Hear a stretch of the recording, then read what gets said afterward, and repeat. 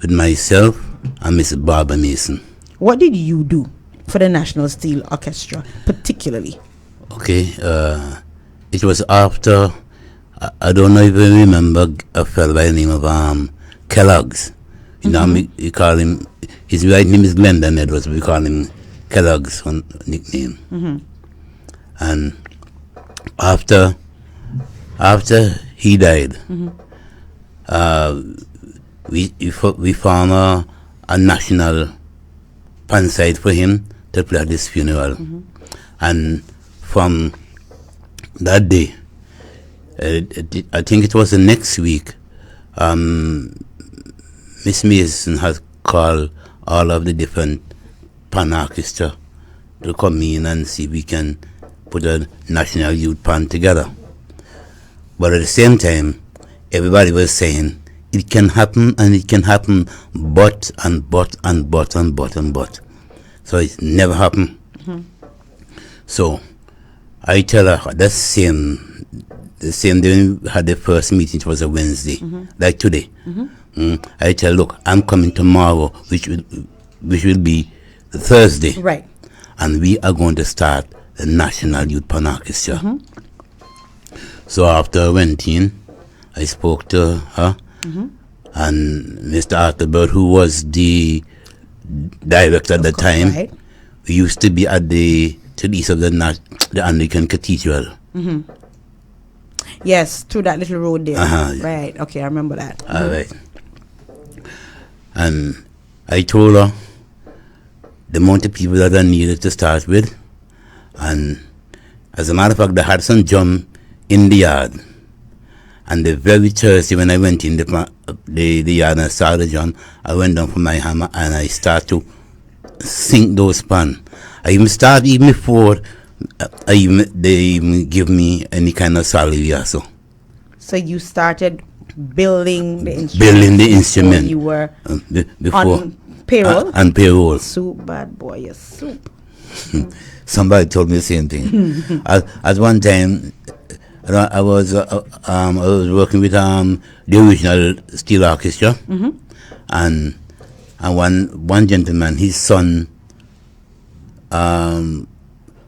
used to play in the band, but he was also a member of the St. John Seventh Adventist Steel school. Band. Oh, of the school, yes. But I started the band there too. We're going to come back to that, but I want to talk about the youth orchestra. And this man say, Mr. Harris, you hear your day every, how you manage it? And he turned to me and said, soup, you soup, no? The real soup. Your soup. I'm going to tell you your soup, because I am going to let the public know that about 2 weeks ago, I am coming on to do my show as usual. And I hear pong, pong, pong, pong, pong, pong, the usual.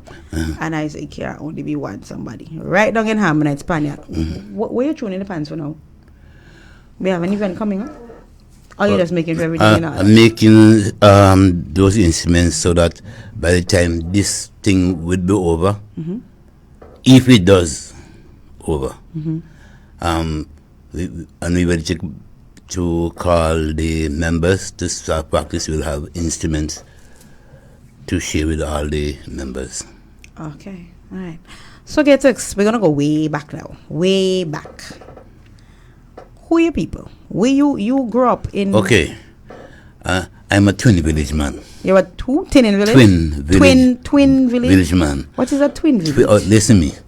A born and raised in Grace Farm, but also most of my days it was in Fibry. So that's why I called myself. And Fibry under the, like no under the same thing? No, Fibry is just they go by the heritage area. Yes. Where it's not there anymore. It's not there anymore. Yeah. So that's like an extension of Grace Farm? I am teasing you. Yeah. So you were born in Grace Farm. And you raised between Fibry and Grace Farm. Who are your parents? Let's see if anybody in Antigua will remember who your parents were. My parents, my father was Eustace Harris, a gentleman by the name of Eustace Harris. Short man, used to make dog train and beds fix bed spring and so on. He's a father for 7 children. Okay. Right? My sister who died in the World Trade Center. Okay. And myself, Styles. I know that. The Styles used to sing Calypso. Right. Yes. Ruben also. My brother. The late Ruben. Short Ruben. Short Ruben? Uh-huh. Oh, yeah, look on your face. Yeah. Yeah. Okay, go ahead. Ruben, you also have Milton, who Milton Harris. He does do some of the writings for them when they sing and so on. Okay. And my mother is Crystal Tomlinson. Also from Grace Farm. Okay. She's 99 right now. Next year, life we're gonna make 100. Wow. Nice. Yes. Nice. But she's still going, still there. Okay. All right. And so you said you grew up between Grace Farm and Friby, but tell us about back then growing up. I used to attend a preschool in Friby. The lady name is Miss Charles. And from... Tell me, just for the record, you don't remember anything from your preschool days, right? Huh? You remember something from your preschool days? Yeah. What? Eh? Preschool we're talking about. What age you go preschool? I remember how I get this name Gatouks. From preschool? Yes. So please tell us, Gatouks. Come on. How you get this Gatouks from preschool? Listening. Bargain House. You remember the car Bargain House? Bargain House is just to the west of the culture department in 5B, where we used to work. Oh, okay. Yes. Okay. There was Bargain House. Okay. All right. And Mr. Henry School was right in the building. Okay. And what did you do? And just behind that building there was a high wall, and Miss Charles School was next door. Next to it. Right. And there was one fella. I think he was Razorblade cousin, our brother. I like artists love one another. Go ahead. Yeah. Just some of the children wanted to go to by this particular man, and calling the man name. He couldn't call the man name good, so he said that they're going by Mr. Gatouks. And that was like a joke. So I took it up and I went to fight with it. And I started tell my aunts and so about it and so, and they stick the name on me. So what is Gatouks? It was just a mispronunciation of somebody's name? Yes, but they stick it on me. So you had this Gatouks nickname from very small? So that's from about maybe 5, 6, 7, say. From 6, 7 years. So they used to call you Gatouks or Mr. Gatouks? Mr. Gatouks. Smart. So we missing something. So we supposed to say Eustace Mr. Gatouks. Okay. Maybe. All right, we start to call him Mr. Gatouks. Yeah. Okay. So you went to preschool, and then from there. Okay, and from then I started to get some knowledge about pan. The first person that I have ever seen with a pan, and it was a small miniature pan, it was a guy by the name of Denny Samuel. He used to be a captain for Boot Force. Okay. That's the small little ones that we sell for the tourists. But he was playing it for himself, or he was playing it. And those pans actually make good music? Yeah. Okay. You have some people that are very good, but what happened now, since I go up and get knowledge of them now, I end up being one of the best in them, because I put in all the notes in them, just like the big pans in them. I've seen that. Well, we will leave my thoughts on that for now. Okay. So you got some early knowledge from Denny? Yes, seen him with the pan and playing the pan, and that is long before I ever joined Boot Force. Okay. But before I went to Boot Force, there was a band in Grace Farm. The captain of the band was John Thomas. He's late now, John Thomas. And the name of the band was Stardust. He was the first person that I ever see tried to sing a steel pan. Now, where Harmonized Spaniard is, I live there, and just between the walkway to come down, say you want to lift the panyard, go through the gate, and go. There was the panyard. On this side of the road? Now, what I'm saying, in Grace Farm, Right. I live. I could buy this wall here. Right, yes. And Oh, so by the time you walk out and you walk around, yes, you reach by your yard. Right. Oh, so see, that sounds like me and Harmonites. Where as I cross the road, I reach so over. this is where our yard is. This was the guy mother live, who is John Thomas. His Right. mother lived there, and just in the other building is where That's where you live. the panyard. Okay, the panyard was. Yeah. Okay, all right. So he was very near, and you Yeah. used to go over and see when he. Yes, the first person here see and try to sink upon, and from the that was in 1964, 65. 1960. How old were you then, Gatouks? How old were you then? Watching this man sink this pan. I was about maybe say anything like 10, 11, 12 coming up. So what did he do then, though? Because, I mean, we all here sink the pan. Some of us have an idea. Yeah. When you hear somebody sink the pan back then, what are they doing exactly? They're stretching the pan from the top to the bottom. So today, we will sink a pan from the top to about 8 inches deep, 8.5 inches deep going down, so that we can get the room spread out to put the notes in and so on. But back in the early days, they used to sink it. They sink, they sink, and I watched them sink. So like a whole drum would become like half a drum by the time they finish sinking it? No. The top of the aisle drum.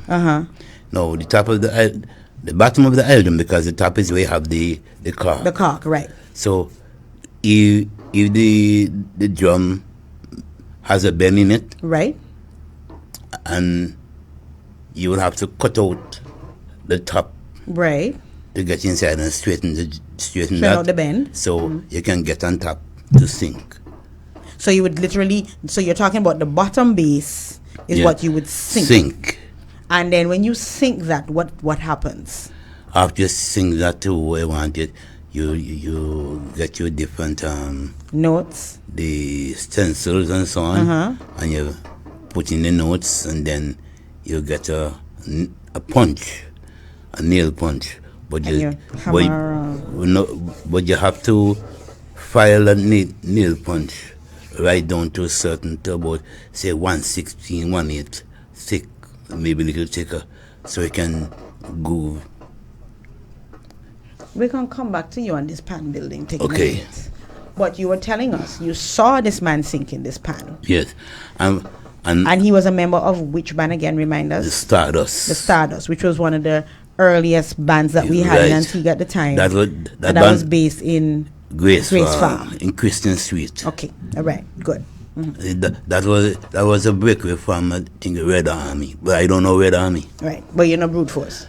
No brute force. You're not brute force. Yes. Okay. So we come in. I'm a product of brute force. So we're coming down. So by the time you were young boy, you would have been a part of Stardust.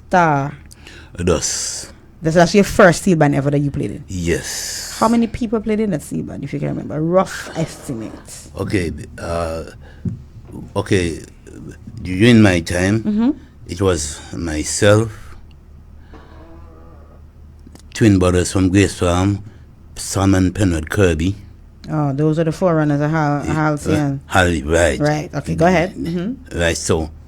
Not something. Yeah, we started in Stardust. Right. Well, that's 1967. We started 1966, but 1967 they went up to Wood Force. I didn't go up. I went the other year, which was 68. 1968. But you stayed with Stardust for a while. Yes. So you stayed with Stardust for like an extra year. Well, I wasn't really a member as such. I had older fellas before us. Oh, okay. But we just like come around and play around and learn what you can learn. We can learn. How did as a matter of fact, what's your name? Calypso. What's your name? Eve. Which Eve, does it sing Calypso? Yes, I Short, believe Eve. Short Eve, yes, right? she Baby do, Eve, the she mother. Do, I think it's, she do nails and hair and so on. Right. Yes. Mm-hmm. Her father was one of my teacher. We used to call him Boss. Okay. So you you know how pan teaching is today. So I'm just curious, back then when you were that young, how did they pass on the knowledge? Well, I don't know of myself. Well, after growing up and get more matured into the various steel bands and so on. Yeah, no, I'm talking about while you were still little. So while you were young, while you were your early days of Stardust and brute force and so on, how did they teach? I'm curious. Well, they didn't teach me. They didn't teach me really. I like the same the gentleman, Mr. Thomas, John Thomas. I saw him singing the pan, and I was interested. And I tell myself, look, one of these days I must sing, make a pan too, right? But I had a band there, and the band was there, and the band was playing. So hear them making and tuning the pans, and then the band play and what, cause they played 1966 on the road, 66 and 67 on the road then. Okay. So and I was You're pushing. Yeah, and I wanted was to make a pan. Those time when my yard is all there used to be seawater. We have a little twin gutter right between us and so, and we used to go in those days, leave from home, go down there to look this small illuminated dial drums to make steel pan. They used to throw away those drums and whatnot. Even when I was growing up, and we have a Bajan, what we Miss Pampy store be. We have those little restaurant now. Miss Pompey used to be, making sure I get it right, on Market Street, man. On Market Street, coming up there. Yeah, come on. You see, Clarence Davis have it. Right. So Miss Pompey is where Cami used to be. Cami fashion store. Right. Side. Yes. And then we have a number of little stores. Coming up. Right. Yes. Coming up, you have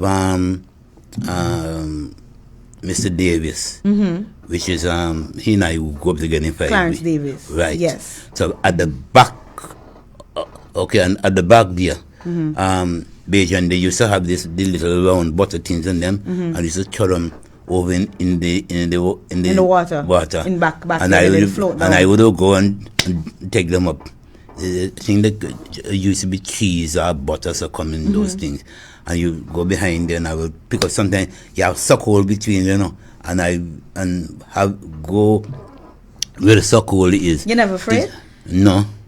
You're not afraid the suck hole pull because I want to know if I get the pan and I want the bam to make a seed pan. So the man with the hammer, ladies and gentlemen, in case you have just joined us, you are listening to We're the Ones Wednesday with Petra Williams, your host, and we're speaking with Eustace Gatouks Harris, the man with the hammer, one of our unsung heroes, because he has done legendary work for our, is it our national instrument? I don't even know, but he has done legendary work. Has it been declared our national instrument?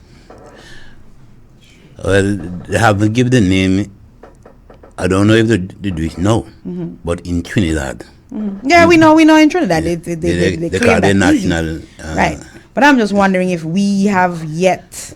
I think it was day before yesterday or something here on news that they call it our instrument now. Okay, I gotta pay attention. So, Gatouks, so you wanted to sink this pan, because that's how we're looking at it. But on the way there, you actually played pan as well. Yes, so I started off with Stardust. So you started with Stardust as a youngster. And then you transitioned to Brute Force, 1968. We've all heard so much about Brute Force. Share with us a little bit about Brute Force that you remember. Good. As a little boy growing up, still in the same 5 because being around 5B, I had access to both of us. Can go east, come west. When I talk about so you were lucky. Oscar Masons and I raised up amongst them. Okay. And at that time, Boot Force was a band that I liked very much.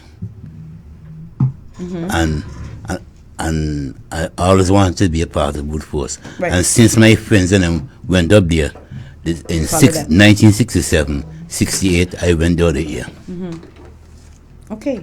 So what was it like? Because I know growing up, I would hear stories about Brute Force and Red Army and drama and who can't pass away and so on. Right. Well, tell us some a little what you remember about that. Well, what I remember about Boot Force when I joined them is that I played on the streets with them one time just before this 1968 Panorama and Carnival. I played with them on the road. I think it was a tune come out for Sparrow at the time. This was Dan is the man in the band. Dan is the man. And we played on Market Street, coming right up. Where up to where Scotia Bank is. Okay. Why only up to there? Well, as far as I remember. Oh, okay. What about this story that they used to have that certain bands couldn't pass certain parts in town? Well, I've never seen that part, but what I learned is that Hellgate could not have come down Market Street and Boot Force couldn't have gone down Newgate Street. So is that why you think that back then, that your memory is of Boot Force playing up to Scotia? Could it be because they know they couldn't go any further? They could go further, but when they're playing, some people with you find that if I'm playing, somebody will want to play. Right. And we'll exchange. Right. So back then I think I asked this before we didn't get there, about how many people were in a steel band? 10, 20, 30? At the time when I joined Boot Force, it was a good amount of fellas in the band.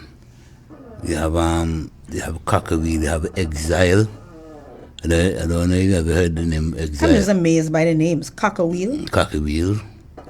Yeah, I don't remember his real name. Understood. I'm just fascinated by Cockawheel. You have Exile and all those other guys. It was a good amount of people. Right. 20. Okay. So, and in terms of the instruments now, how did you all get the instruments? When I started with Boot Force, you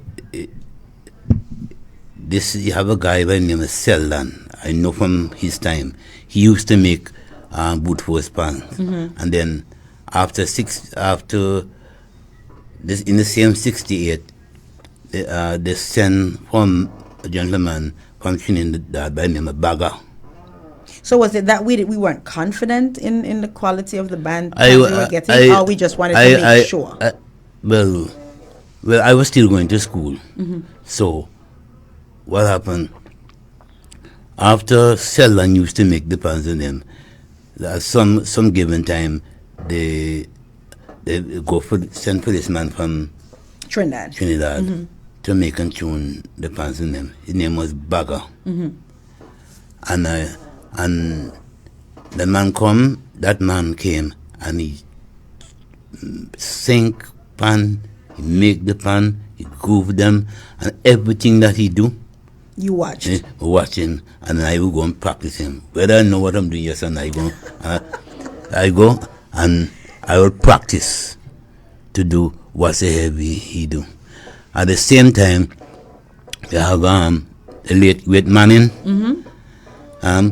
In the same 68, he had make some nice pants too. And Nonny. Nonny Bayern. You're right. I used to go in Nonny yard almost every day, watching, seeing him making pan, sinking pan, tuning pans and so on. They never run me. But before time, people never want people to see the tuning pans and making pans and so. But they never tell me nothing. So hold on. So let me see if I get this right. So you went to school and you fell in love with wanting to make pans since you were in school. And while you were figuring out to make pans, you also played pans. Yeah, I love pan making and I love singing. And you love singing too. Yeah. Okay. All right. Okay.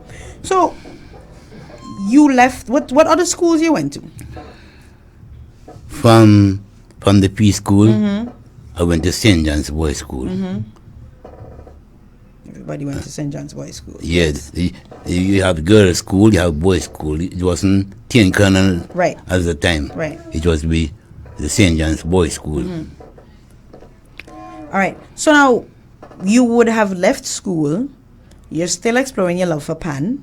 But before we get to your pan side, what did you do? How did you make a living?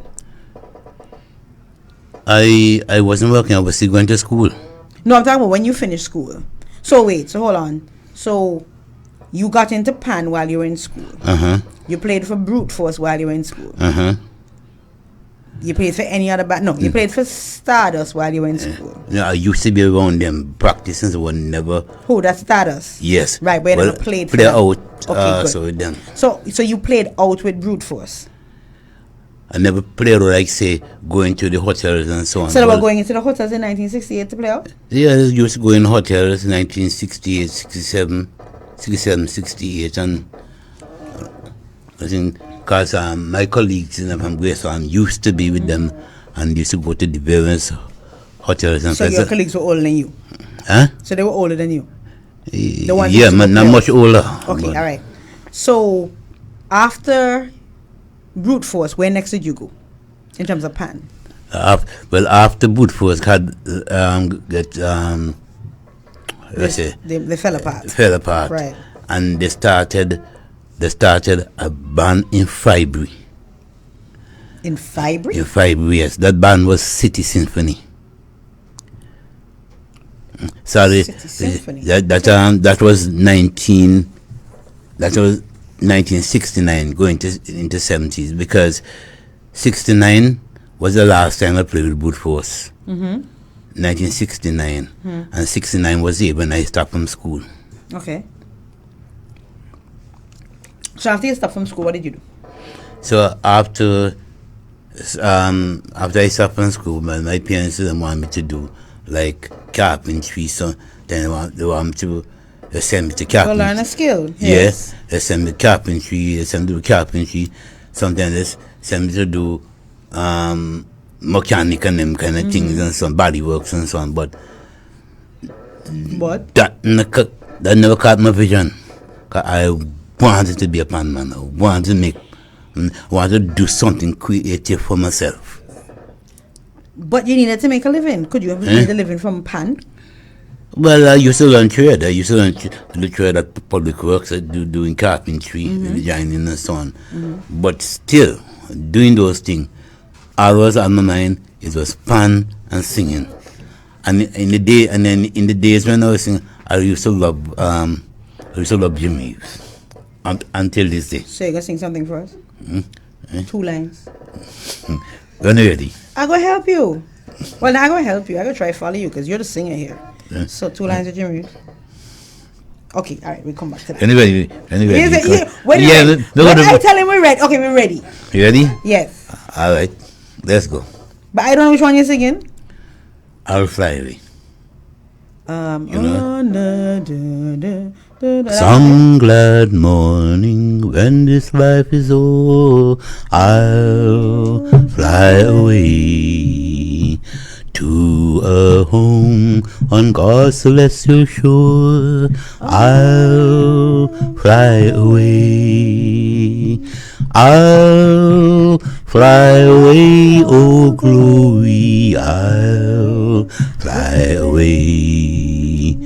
When I die, hallelujah, by and by, I'll fly away. That one, yeah, we're working. I like it. All right, so that one, you're singing good. That one, we gonna cut the album. I'm kidding. Yes, but seriously, so you liked singing, and you liked pan, but you had to make a living. Writing, yeah.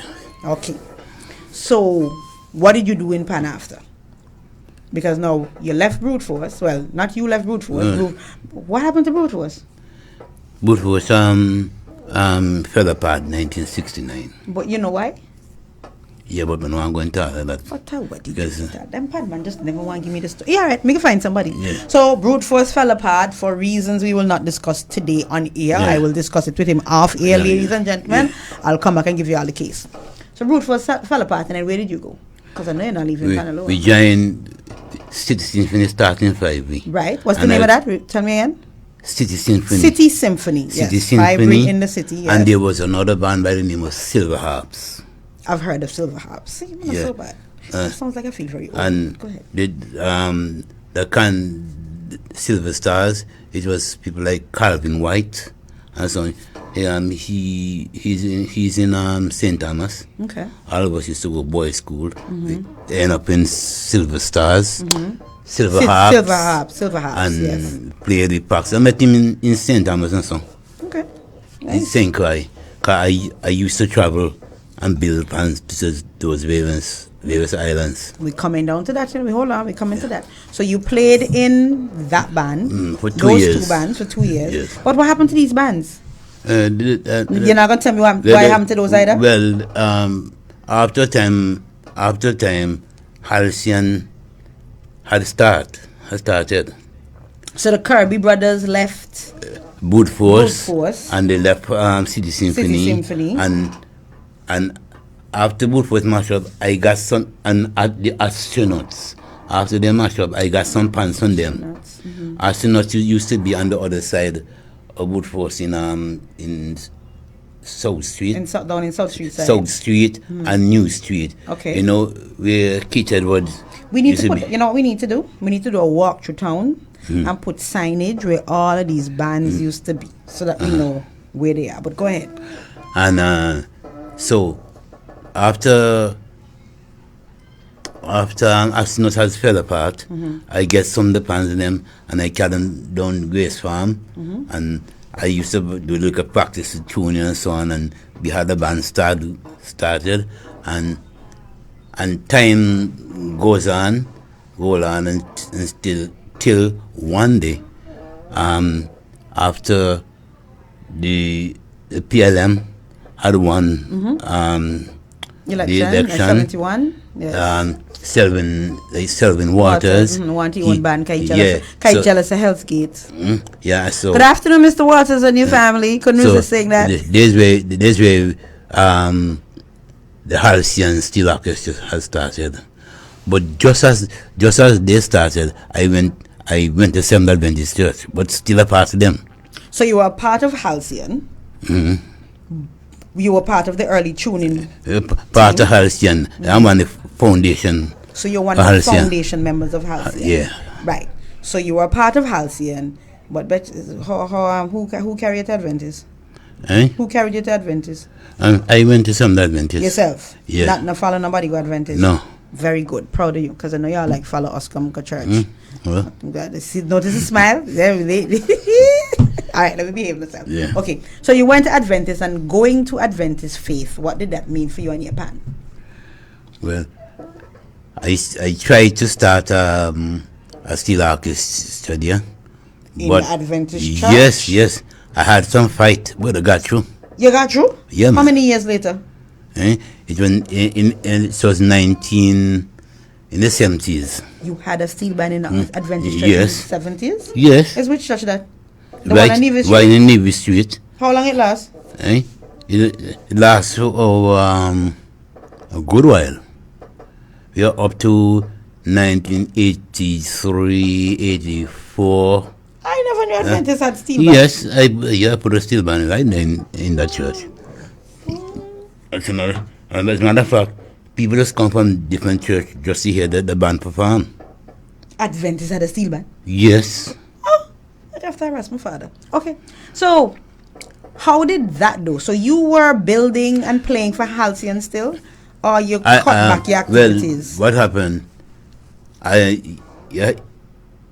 After Halcyon Farm, there was a guy, two guys from Trinidad. Oh, of course. It was Bob, and we didn't have much builders. And sometimes some of the builders that we here, you couldn't depend on them. Understood. I just come in your foot. So those two guys came, and I work with those two guys. Okay. So when you say you worked with them now, I'm going to take you back a little bit, because you said this was your thing. You fell in love with the instrument.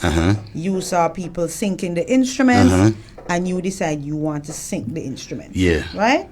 And so you watch people sync the instrument, and as a result of watching people sync the instrument, you start to do it too. Yeah. So you don't have any training?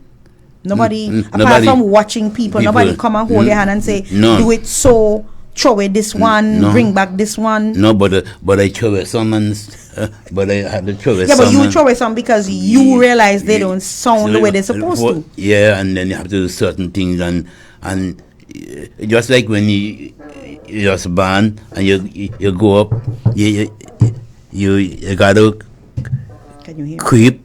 You gotta creep before you walk. So you get up, you get up, you fall down. The same thing with the pan.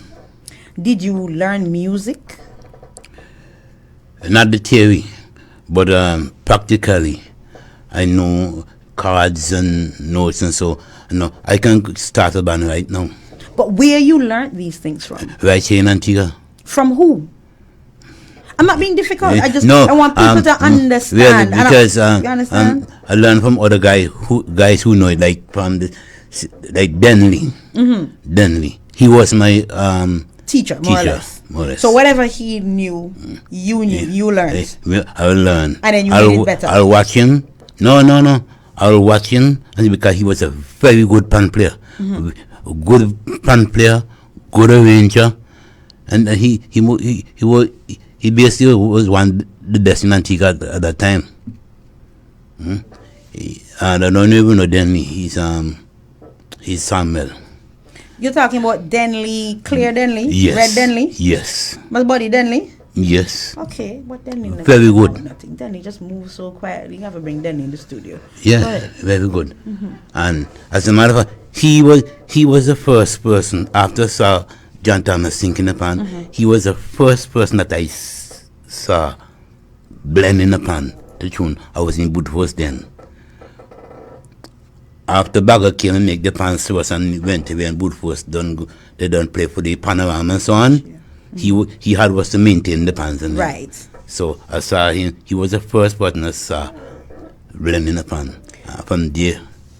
You said you traveled a bit to make pans. Tell us about some of that. Where was the first place you went? 1967. 19 what? 1977, sorry. Okay. 1977. That's still a long time ago. I was like a little girl, not my age. Go ahead. 1977.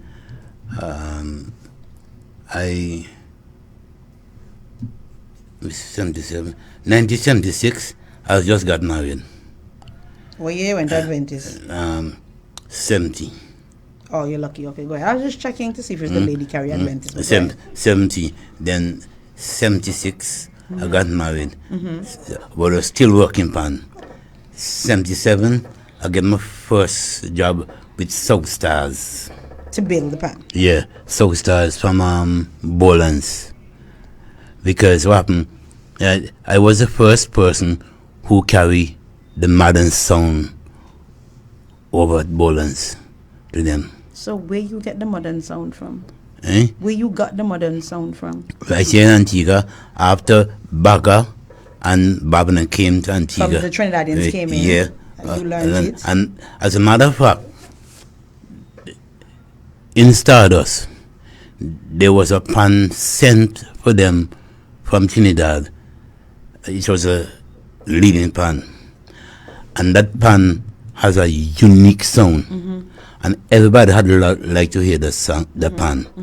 And I told myself and my colleagues, one of these days I'm going to make a pan that sound just like that. Even though the pan is not in existence now, I still remember how that pan sound. You said the pan not in existence. You do all these beautiful things. Where do we find, you know what, let me leave that alone. Let me stick with the point. So you made this blended pan. No, I didn't make it. It was sent here. Right, and then you examined how it was done? Yes. Examine it, look at it, and hear what the pan sound like, and all the different things about the pan, I learned. I didn't build a pan one time like that. I go through different process. As I tell you, some I throw away, some work were good. And what I used to do, even make a pan, I would have my friends in them, around in the village, to come on and play them. I'm the tuner, and I teaching them to play the pan. So you can hear it, to see how it sounds. Yes, right. So that's what I do. Even up to now, because I've let go a lot of students. We're coming to your students just Okay. now. We're gonna stick with the pan building. So you said so you did South Stars Bowlands in 76 or 77? 77. That was the first band you did locally. Yeah, And then you went on to do which other band after that? Then from there, I get a job to go St. Martin. To build a band? To build bands. And then I went to St. Martin for a couple of years as well. And then one time when I was in St. Martin, a gentleman by the name of Larry Quincas from U.S. Virgin Island, he was a pan coordinator of the Anglican church right. in St. Croix. And he came to St. Martin, and he heard the band that I built for. He heard the band playing in town. The name of the band was Pot Stealers. And he tell himself, wait, this band sound good. I need to sound good. If this man that sound many band that sound better than the one, they sound better than those that the guy from Trinidad came here and make for us. Okay, nice, right? nice. So after the guy began to question me, he asked me if I know a fellow by the name of Moby Dick.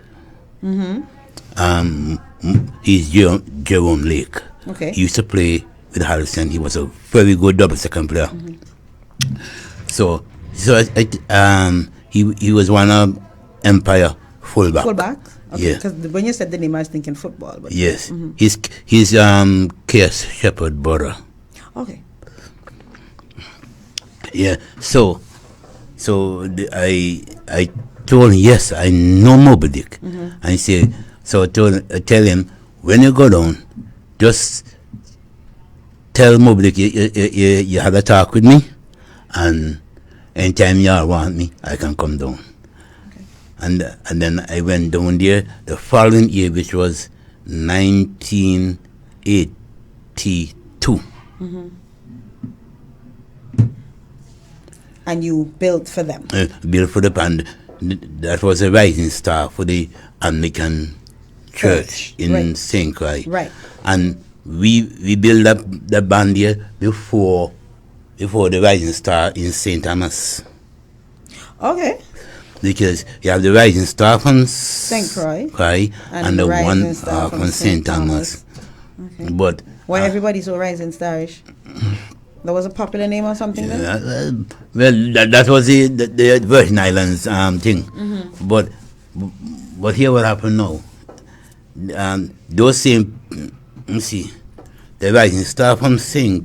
Thomas, I used to do little work and stuff for them. Right. And I went to a school by the name of Bertha Shelter. Some people invited me out there and started a band in St. Thomas for school. The school is Bertha Shelter. That's in St. Thomasville. I'm going to look and see if the school's still open. Yeah. And I myself, a lady by the name of Valency David, and Audie Henneman, who he used to teach on physics in the school. The school, right? Yes. Both of them were school.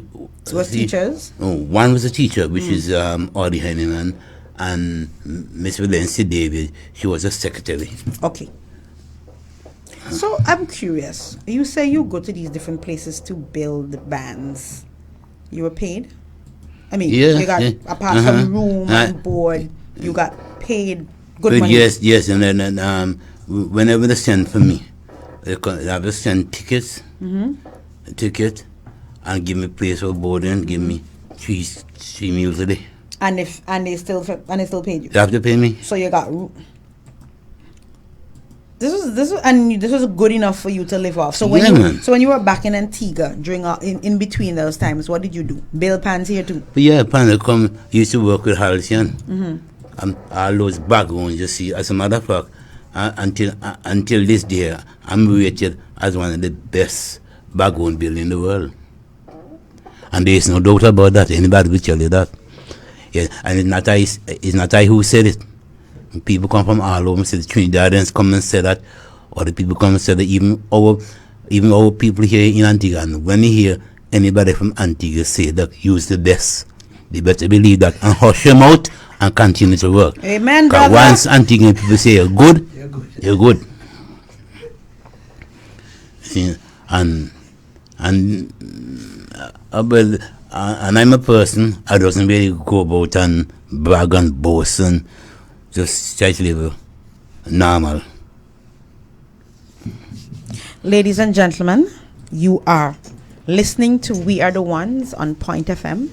This afternoon, I have dubbed him the man with the hammer because many of us, persons who are inside the Pan fraternity, know of and are familiar with Gatouks.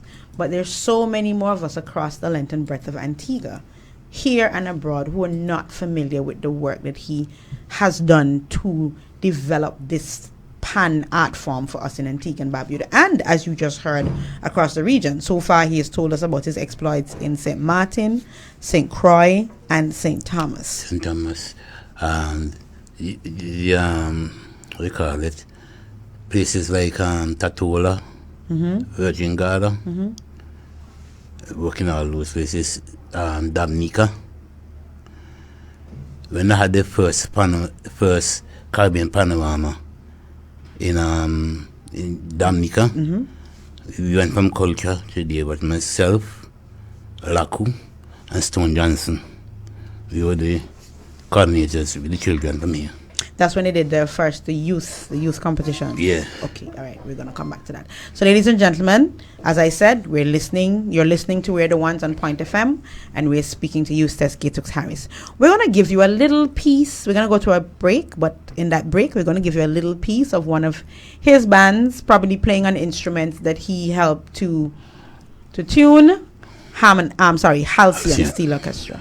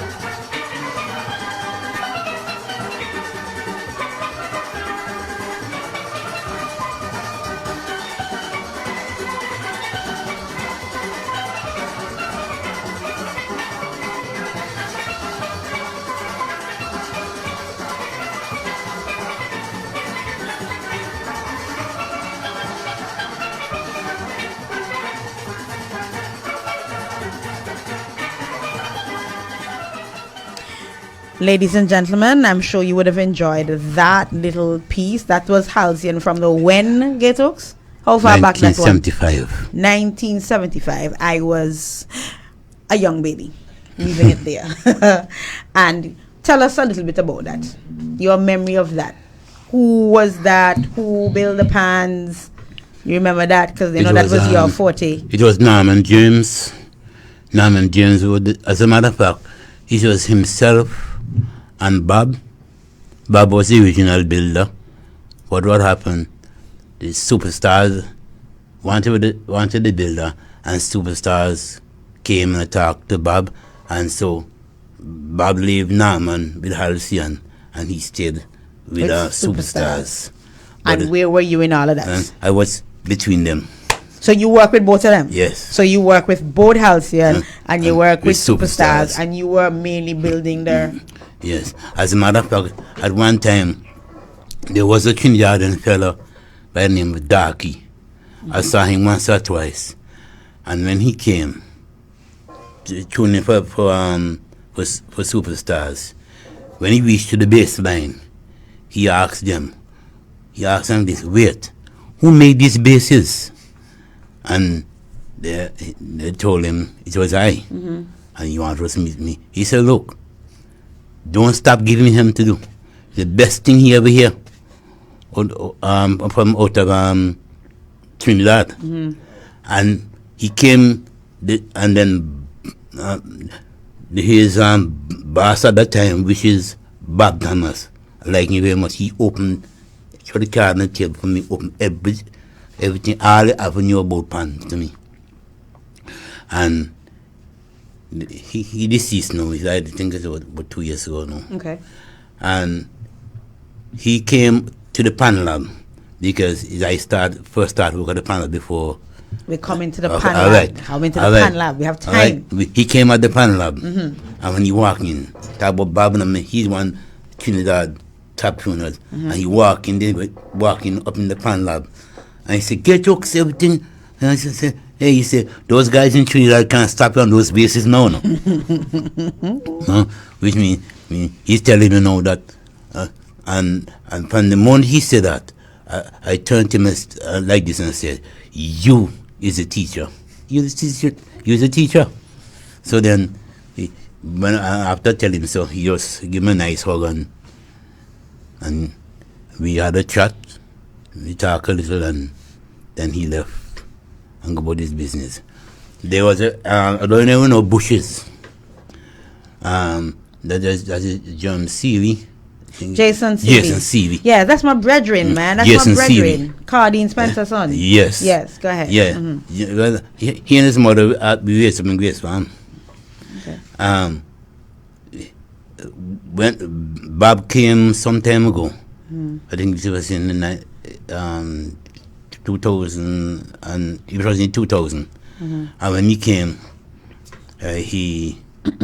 Bushes and himself were talking. And Bush is saying, look, if this man talk about you, every day this man, he can talk about you, Bob this and Bob this and Bob that. This man just talk about you straight. So he know that I'm waiting a lot, and he know that I'm a good student. So anything you have with plan, you always imparted to me and so on. Question: have you ever been to Trinidad for? Once or twice. What did they think of us in Trinidad from the once or twice when they come up here? The waiters a lot. As a matter of fact, there's I'd like to go to the restroom. Okay. Yeah. All right. Ladies and gentlemen, we're gonna take a quick break. We're gonna take a quick break and we'll be right back. Just go through.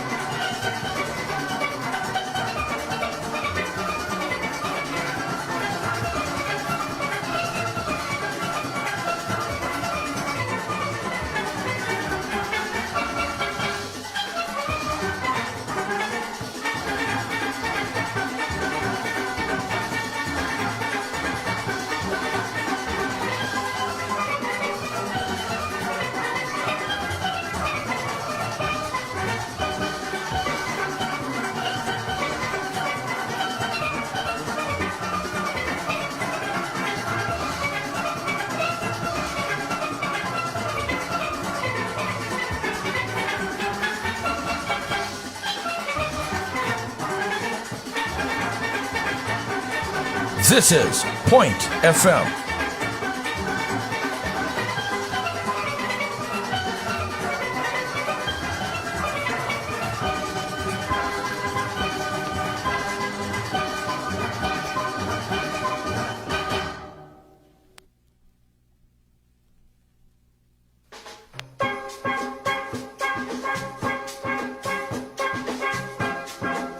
Broadcasting from the Point community in Antigua, this is Point FM 99.1.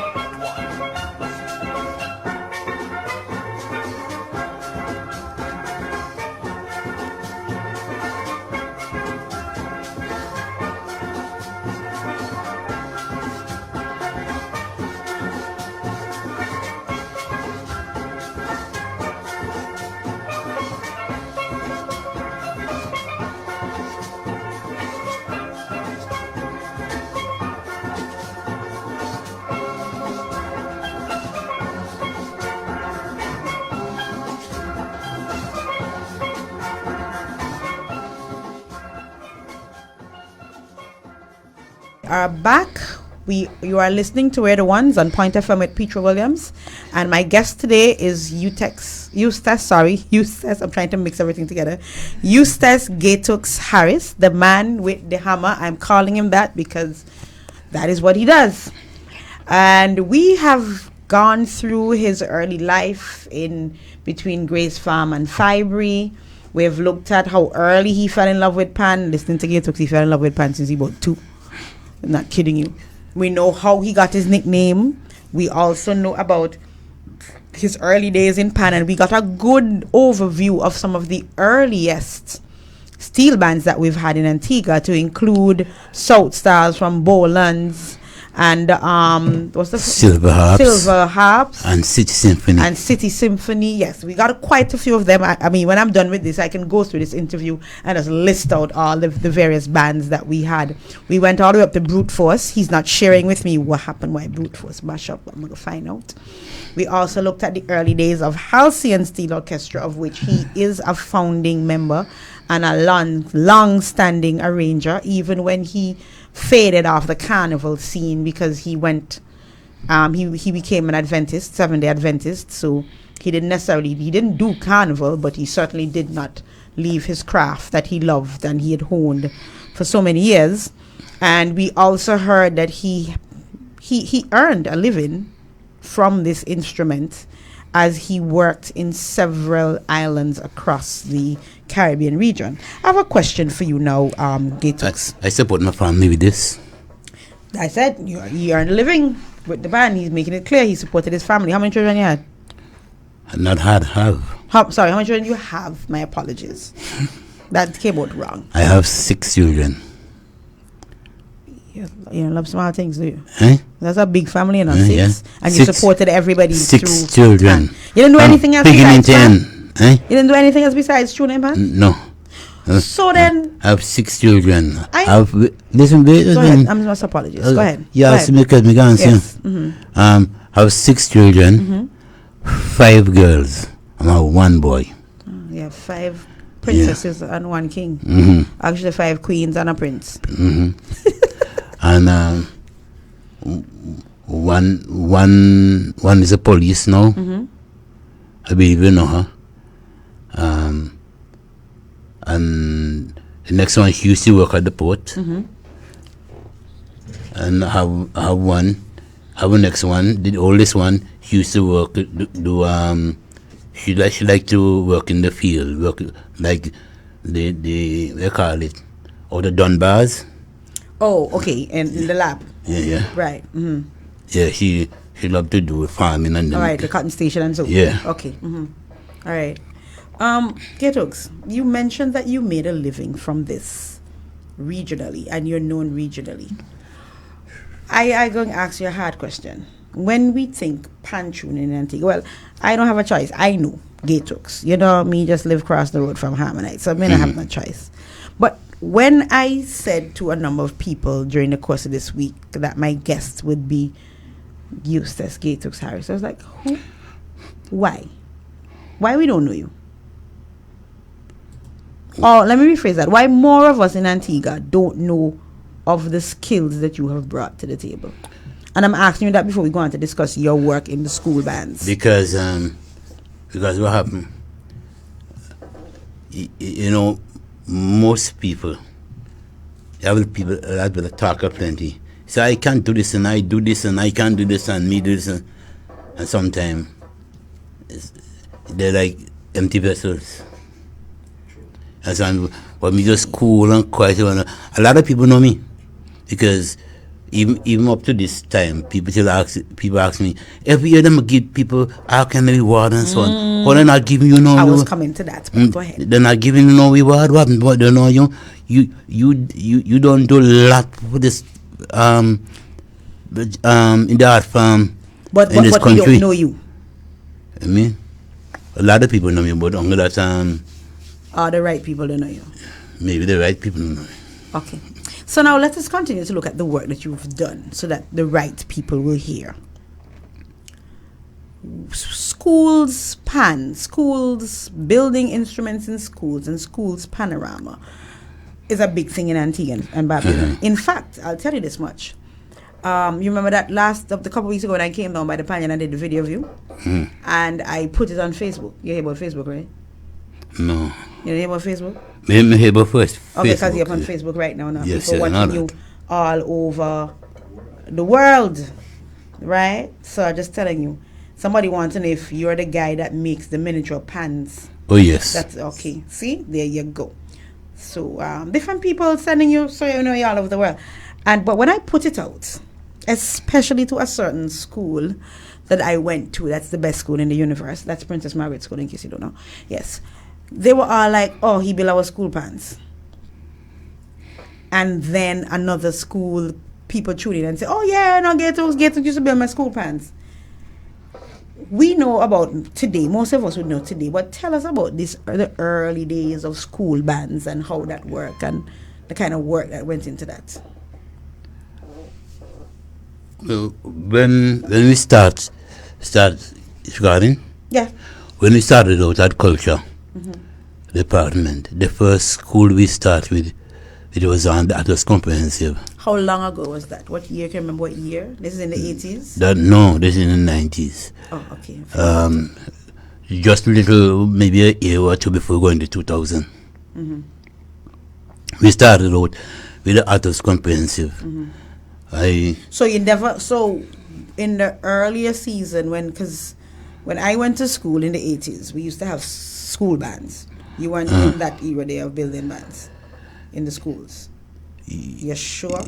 Well, some of them, you have Vincent Phelan. Right, who used to build. Vincent Phelan. And most people just take Vincent Phelan for me and take me for Vincent Phelan. Okay. They say we look some alike. And then in between those times, we used to do a lot of traveling. As a matter of fact, in the 80s, I traveled a lot with the Harmonize. When they go the World's Fair, Canada and we call it up. We go all in Brazil, Rochester and Brazil. Rochester, we go Korea and then those places. So you were the tuner and record for Harmonites for all those years. So we're gonna play some Harmonites next. But go ahead. So school bands now. So you were responsible when we did the second wave of the school bands, and you started with comprehensive. Where were you based at the time? Were you based at the Pan Lab then? Yes. So about what year the Pan Lab came into being? The Pan Lab came into being on 1998. Okay. 1998. And it's where it is now, where Pan Lab used to be? The agriculture department at Teresa and Mikan, I always tell you. Right. This where I started to build those pans. That's when because I made an orchestra in the yard right there. And I was the first person who started training the young people to play pan right there. I also give them a church service too at the Spring Gardens in Moravian. You had a church service where everything was done with pan? Yeah, but when I finished, I used to train the children, used to give them the different lessons and so myself and Courtney Winter, when I will give them the things to do and he'll mark them, and he'll mark them what I want us to do is to incorporate that program with the schoolwork. Okay. So that when we finish from school, they bring you have like the teachers and who will be there at the cultural part of the time. We're sitting that they do the work properly, because if they don't do the work properly, and if we have some way to play any good function and so on, and where they will like to be, they just can't play because they're not to standard with the schoolwork. Okay, that's good. But what happened now? They didn't maintain that. It's split up to people come and do it and things like that and so. So you did comprehensive. What other school you did? The comprehensive. So farm. I'm the first person who started off the the Sunnyside. I gave Sunnyside School a steel band. Nice. Started off. And they still have that. Yeah. They haven't let that go at all. No. So even in that, right now it's Magasin and those guys. Yes, Robin work up there. Magasin and so on. But ask any one of them who started it. Some of them may say it's them, but it's like who started that. Well, Robin myself, is telling you it was CC before Robin for a while. Myself, it started before CC. That's what I'm saying. Yeah. So it would have been CC, So and then you would have been there. It was before myself CC. and Miss Etinoff. Oh, she was the principal at the time? Yes. Okay, all right. So you did comprehensive, you did Sunnyside, where else? Started the first one in the Adventist Church, and then started off with the West Side Symphony. West Side Symphony is one. And West Side splintered from Halcyon? Halcyon, yes. I love Harm Steve drama in those parts, I realize. West Side Symphony. Yeah. So when did you get to? No. Tell me about the Pan Lab, because I think we haven't yet gotten the Pan Lab right. I don't know what you think about the Pan Lab today. The Pan Lab. Tell us about the Pan Lab. By the way, 1 minute. The Pan Lab, ladies and gentlemen, for those of you who may not be aware, is that department that comes out of Cultural Development Division that is responsible for making pans, right? Just want to make sure, right? So it's the department or the division that's responsible for making pans. It's really the Pan Laboratory, but we just shorten it to say Pan Lab. Go ahead. The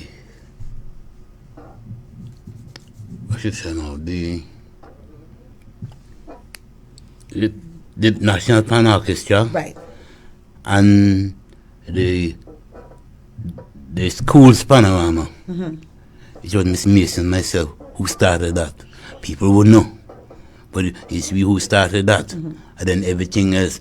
Even all those people who work in culture right now, before we were there was nobody in there like Miss Mason, like Miss Mason, Miss Warner, so on. Those was the original people who were there.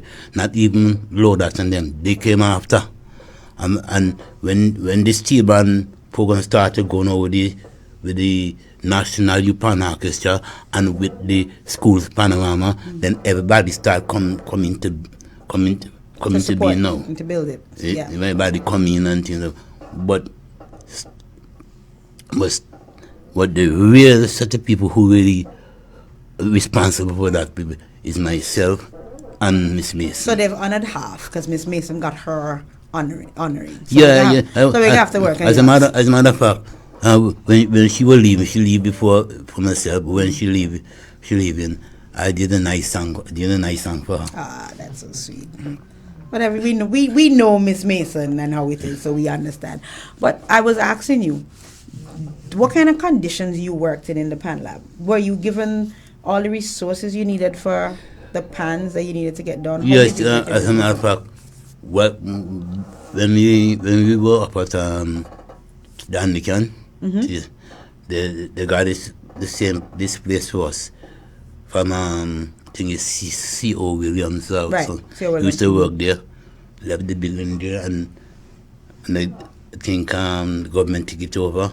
That's the one up All Saints Road. Right. Right. And I think it's still in the same condition now as when you were there. I started working before Veron and all those guys. Yes, of course. And, come on, you go to So did you ever work with Mr. Manning? As a matter of fact, no. Okay. But I was love his work. Mm-hmm. So the two of you were in competition then? Eh? The two of you were in competition. You and Mr. Manning. Because you building for this set of band and he building for Healthy Youth. So it was like a competition there.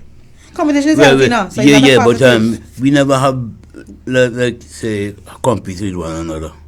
Y'all just meet and talk and so? We talk. I used to go by him and go by his home and so. You can hear him, yeah, because I pull it. Oh, okay. Go by his home and so on. And what we always respect each other. We never had an argument. We never had, no, neither he nor his children. We never had an argument. So y'all never discussed like who you felt won the competition and why you feel so win the competition? No, we never carried the argument to him. And he never had that conversation with you? No. So y'all let's talk about. I will just talk about like those guys love to send to Trinidad to get man to build, and you have people here who can't do the work and so on. But and Antigua people, no local Antigua people love everything that is foreign. Antiguans like. Once it is foreign, it is good. If it's local, it's not good. But they did use you, didn't they? Yeah. So then, do you think that they didn't use you enough? No, I won't say that. As a matter of fact, you could handle more work if you had gotten it. As a matter of fact, it was in. Okay, at one time, this gentleman who used to, the last person who used to tune for Halcyon just before this other guy, this guy who tuned for them, he's an Indian. He works in England, but he used to have Patrick Warrell. He used to tune for Halcyon, and he came to Antigua today. He bought some pants and he blend for them. Then he went away. In less than a week or so, I called him, and then after he come back, he went again, and I called him to make, so you're saying that to make some bases, and he said to them like this: wait, say I can make. Say, oh God, I can make it. Look, y'all have the man down the road. They give the man the thing to do, which is me. And so they gave it to you. So they give me the job. But only after he told them to give you the job. Yes. Well, that was so good. Well, so after he tell them let them do the things and them know, I make some bases for them, and after would I make those bases, they'd like them. They'd like them. Okay. And when he came back, he told me, look, the bases and sound very good, but the building so sweet them again. What do you mean the building so sweet? Building so sweet them because them building, look, me even building sweeter. But bet you they didn't pay you as well as they would have paid. Bet you they didn't pay you as well as they would have paid. No, they pay me because I charge for the work. Oh, okay. Yeah, I but they charge you charge them like how the overseas people would charge. Yeah, if just was thing, I will charge them. So you mentioned a little bit there that you play, that you traveled with. By the way, so that the public knows, which is your preferred pan? Pan, steel, the pan, the like a bass, tenor, treble. Which one do you prefer? Treble. You prefer the treble pan. I prefer treble. That's the lead pan, ladies and gentlemen, for those who are not aware. So you actually played. You ever played in any competition or anything, or you just play to build? I never played in a competition, but or like on the road, like to play on the road playing and teaching. I love to teach. So we're coming to the teaching now. Yeah. So tell us about teaching. How do you impart this? When we say teaching, you're talking about teaching to play or teaching to build? Because I want to know about both. No, teaching to play. Teaching to play. Yeah, because a lot of people still not coming to build the pan because they say, oh, it's too hard and work. this Okay. and but we have a few guys up at the pan lab who is taking it on now. Okay, good. You know, so but you're teaching, so you used to teach people to play pan. any particular pan, or it didn't matter? Like an orchestra, if you come and you have a bunch of people and everybody wants to play. and you never play pan before, I will say, okay, I'm going to try you on this, try you on that, and see how they work out. If they can manage this one, I'll put them on this one, the other one, right. And then I will teach them not to play, but just teach them notes. The pan. Teach them like how they're supposed to roll the pan, and things like that. Okay, cool. And how was the feedback then from your students? Because you would have had students, I'm sure, from very young who are now adults and so on. Yeah, I have a lot of students. Sometimes they say Gatouks, when you hear this man teach you, they can't find the food, you know, because so you just look out for stick. Gotcha. Definitely gotcha. So, I think I want to know now. Well, you said you traveled with Harmonites, right? So your relationship with Harmonites spanned like always good. 15, 20 years. Always good.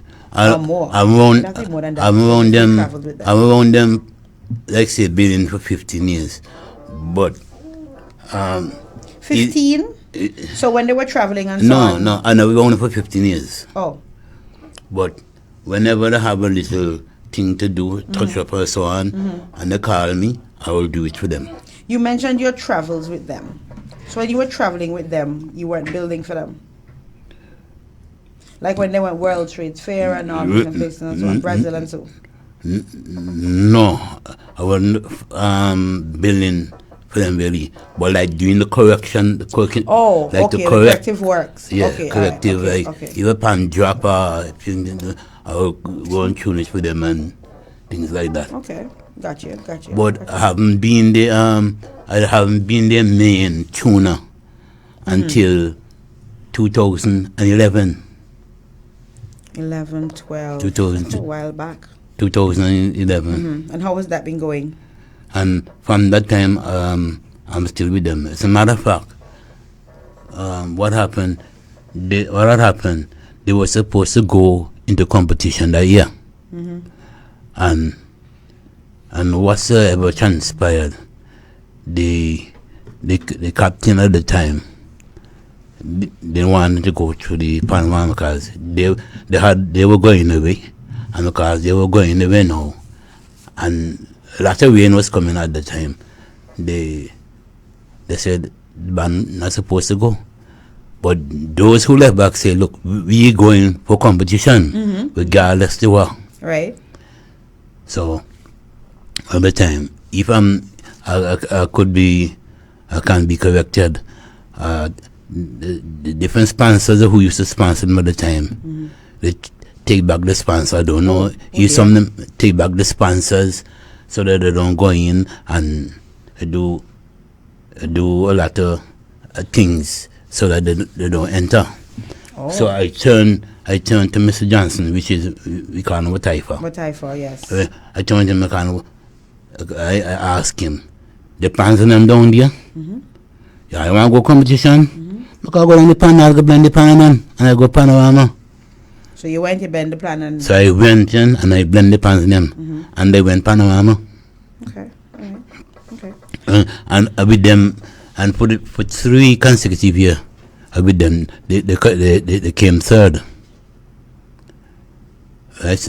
They came third. And the guy, the driller from Trinidad,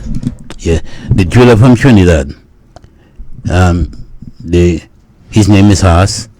He liked to hear the blending the pan, and he says I'm a very sweet tuner, and especially the background. He said the background in them heavy and then nice. A heavy bass is always the place. Yeah. so he and at one of the panel, he asked me, how I like the band. Everybody said the band song good. I said, how you sing about the band? He said, look, the band's sweet. And Bora, don't you remember Bora? Those guys, they asked me, Gatouks, you blending the pan for the pan this year? And they say yes. And some people say it's because of this and because of that. Because not now. I'm blending the pan. And they had a little criticism and so on. But at the end of the day, they were satisfied. He satisfied. He come and say, Gatouks, must tip my hat off for you, but the pans and the song very good. I wanted to ask, well, I'm going to ask you now, how do you feel today about us creating or getting more pan builders, pan tuners? Needed. Do you think, how would we do something like that? Because for you, it was that you had a passion. For Manning, he had a passion. Noni, he had a passion. Veron, he was taught by his father. So, I mean, he kind of he come and meet it. Right. But I never had a band for myself. Right. And because of that now, that popularity never went out. Yeah, but you build. Never gone out. My bill, yeah. Right. So today, yeah. How do you feel about the fact that, do you think we have enough builders in Antigua? No. What would you do to help to get us some more builders? What would I do to get some more builders? It's like program like this. I can say, well, look, anybody. As a matter of fact, my thing is to go into the schools, and like you have different subjects and so. Right. You go into the school and you have a class, a certain period where you go and teach them the class in the school. Okay. You see, we were trying to get some of them to come at the Pan Lab. Pan Lab. But I think the best thing you have to do is to go to the school. And you have an area in each school where the children can come and you practice. You teach them. Okay. With enough to discard for the Yeah, you can give 10 people one drum to sink. Okay. You know what I mean? Right. You do a little on this, somebody come with a little and the same thing, and then you get the whole instrument. So that is an excellent idea in terms of the going through the schools. Going to the school, instead of call them, you go to them. But for now, if you can't go to the schools, do you think having maybe a timetable to the Pan Lab where the children can then be bused to the lab if we can't get to the school? I said for a workshop. Right, something like that. Okay, fine, fair enough. So, and invite them. See, because in the schools, when you don't when a class does finish done mathematics, they're going into English. Right. They're going to so they might want to leave the compound. Right. So you're saying so the best, bring it on the school and just like they do math and just like they do English and literature, let them and they do music. So you give them a grade in it. Okay. I know too that you made a living from it. That's what you still do for your living. Yes. Your primary living. And for those of you who are watching his shirt, he came. Let me tell you, he came straight from the Panyard, and I suspect when he leaves me here. In fact, I'll tell you, I had to go and get him from around the Pan to come here because, the Panyard is very close to Point FM studios. So I went for him from the Panyard.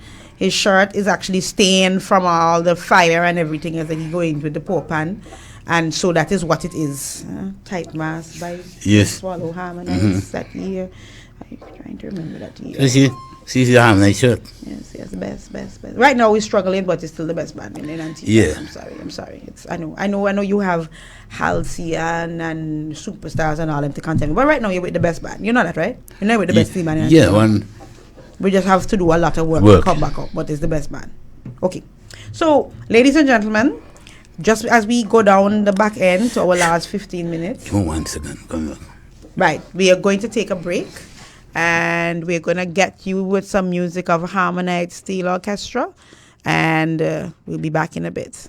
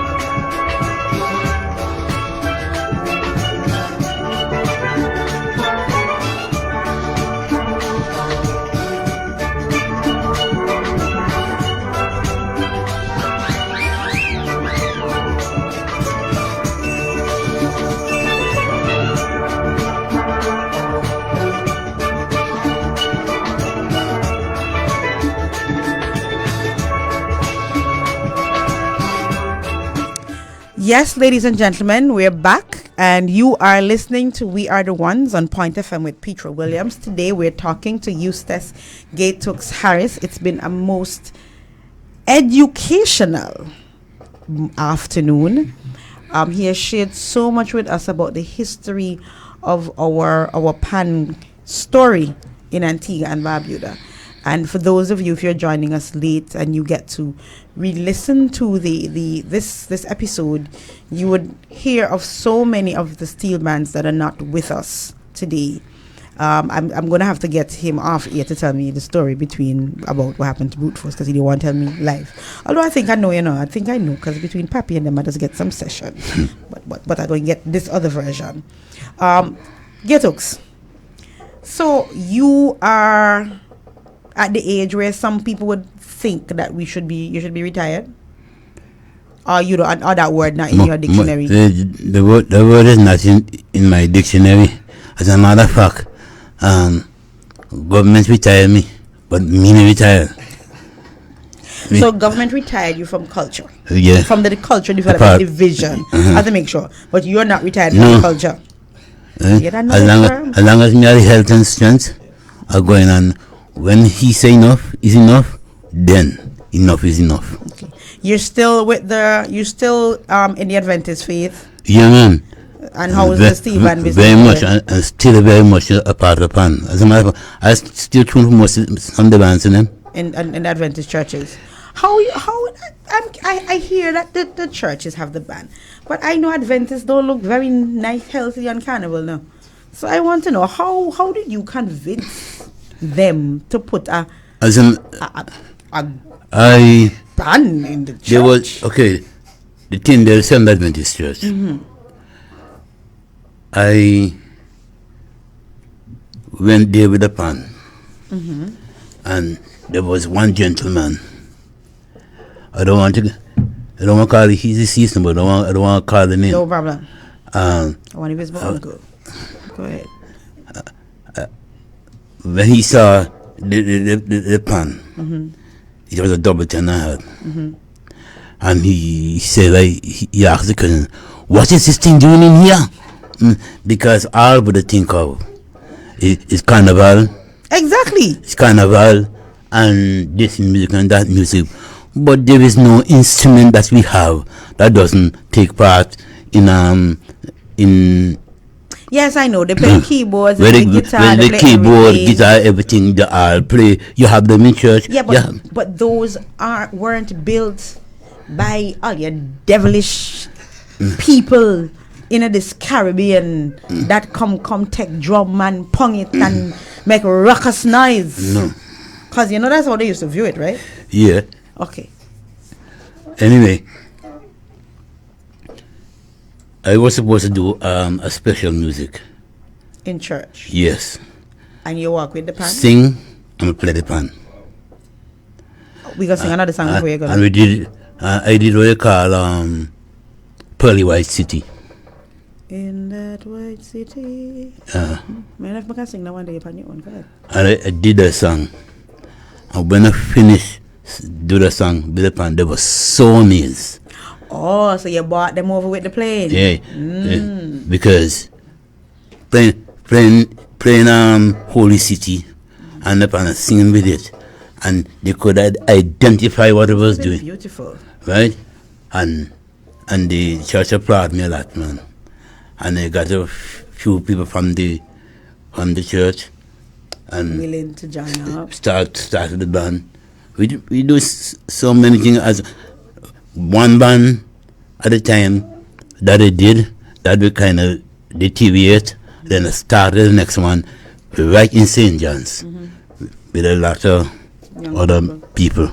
And that one went very good. The last time we played, it was 1985. So when you going to bring it back? Well, Which church you go now? Still in St. John's. In St. John's, so tell St. John's it's time to bring back.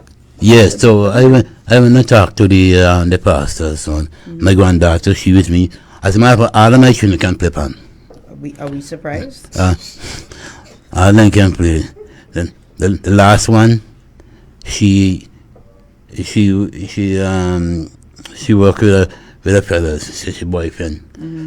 The fishing. Okay. If you go some Sunday time, just across by you going by Brownie there, you see a short, thick, sell fish with this guy. Okay. You know Yankee Wayne? Yes. Well, she friend with his son, his son. Okay, all right. Right. But she my technician is saying he knows she. He knows she. Yes, if you're hearing that in background noise, is the technician saying he knows it. Yes. He well into the story. Yes, which is a good thing. Yeah, man. So, but she stick with me a lot. So tell us, what do you see as the future for steel band and pan tuning in Antigua and Barbuda? Well, I still do a lot of tuning. Anybody who want to come and learn, they can learn. I don't mind teaching them. But Veron, he's at the pan lab and he's doing a very good job up there. Things that I don't do maybe can't reach like he do. He has some modern equipment and so on. He work with them. He give those guys that work with him up there with the government, he give them lessons, he give them this who can. As a matter of fact, they had a workshop just before the last. I went up there and they sing some small drums, those mini drums. Right. And he called me to tell them which one of these drums do the best, the smoothest and so on. And I like that Veron keeps you involved. Yeah. So we're very good. He learned from me, I learned from him. As a matter of fact, I remember when up there and we making bass, and he was tuning the bass, and he got a particular note on the bass, and it sounded nice. Man saying, "Look, don't trouble that, don't trouble that. Sound real good." And I tell him, "Look, if you want to trouble that, just give me the drum. Give it a job. Start afresh, because you want. You just give the drum. You start afresh." And at one time, he did something. He make a pan, and he was pre-tuning the pan. Now his pre-tuning, I don't do that. I just put on the fire, burn them, and I start tune. But he tuned them before he pre-tuned them before he burned them. Okay. And then, but while doing that now, his bass was doing, and the bass sounds so good without burning. I'm telling you, look, don't burn the pan. But isn't burning pan part of the whole procedure? Yes, but the pan, the drum is so nice that he didn't have to burn it. Okay, so fair enough. Gotcha. I got you. So I tell him, in sense he burn that. Okay. And then he build the whole today. That's the try and build the whole set like that. And then do that. Up to now we still have it in Hellgate and that outlast. Anything come new on that outlast. You're gonna make me go look for Varen to find that pan. So you feel that pan building, while we need more people, we're in good hands. Yeah, but you see, the only so you get that, you can go in the school. Yes, you've made it clear. We gotta go into the school. Children, they invite them to come. Go to them. So we gotta go to them. Go to them. As a matter of fact, the school out in Sweets. Irene B. Williams. Yes. I adapted the school and I started the band out there. But Johnson, they're going out now and they continue that for now because. So Harmonites is now gone. Yeah, I'm going to take it because I tune in the pants for them. Right. So I can't go but I going back out there. And I went to the headmistress and I told her, look, I want to adapt the school. So what I do, there was some pan that the band are using. We tune those pans and I make 1 or 2 pans and carry them out there and I started the class out there. So Irene B school has a band. He just for us to go and continue up when I don't know when this thing would have gone out of existence, the corona, and then he may start as otherwise maybe we can do one-on-one class. But however you're gonna get it done. Yeah, I'm gonna make sense. I get it done. Now, since you don't have your pan, so you can play for us, and I already overshot this video, you have to sing us one more tune before you go. So you can think about the tune. Ladies and gentlemen, before Mr. Gatouks sings for us, Mr. Gatouks, you remember? Mr. Gatouks! Yeah. Ladies and gentlemen, we are just about wrapping up today's edition of We Are the Ones on Point FM with your host, Petra Williams. It has been a very, very informational, very informative, educational afternoon. Mr. Gatouks, I'm eternally grateful to you for accepting my request. I'm honored. I am honored. Yes, he wanted his granddaughter with him, and I pulled him with him, so I have to bring him back with the granddaughter. But I'm honored that you came. I'm glad for the stories that you shared with us, because guess what? A lot of our history isn't written. And we have a lot of people who tell the story who didn't experience it. And so I am glad, because I know some of what you speak about, but I didn't experience it. So I'm glad that you're here to reinforce and to build that. I'm hopeful that my audience appreciated your stories you're sharing with us this afternoon. And Mr. Gatouks say, yeah, from now on, I'm not going to just say Gatouks. I'm sorry, because it's Mr. Gatouks. The real nickname is Mr. Gatouks. So it's Eustace. Wait, what was this Eustace? Eustace, that's my real name. I know, but I just realized Eustace Manning, Eustace Harris, or legends are named Eustace?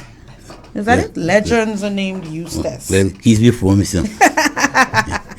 So Mr. Eustace, Mr. Gatouks Harris, he gonna carry us out with one more tune before we end off with one more tune.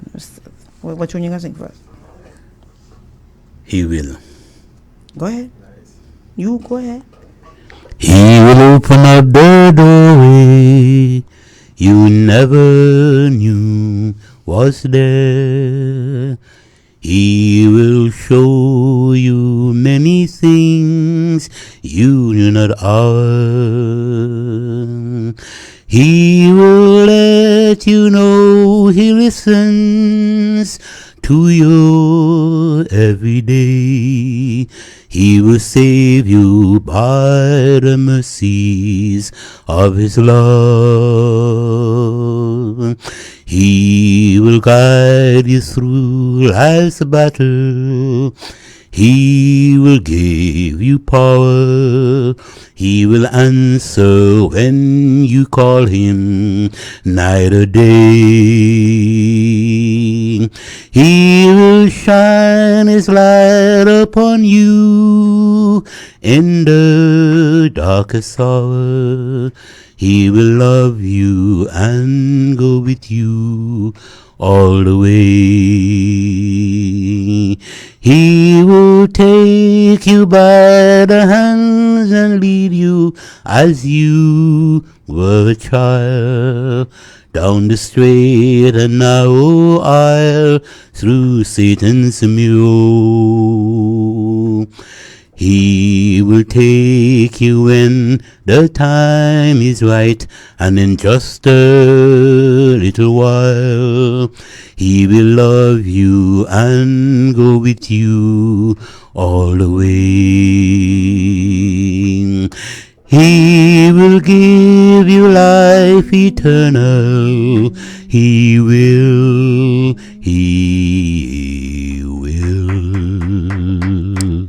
And ladies and gentlemen, there is nothing further that I can see to end this show, but once again to thank Mr. Gatouks for sharing some time with us and some awesome history.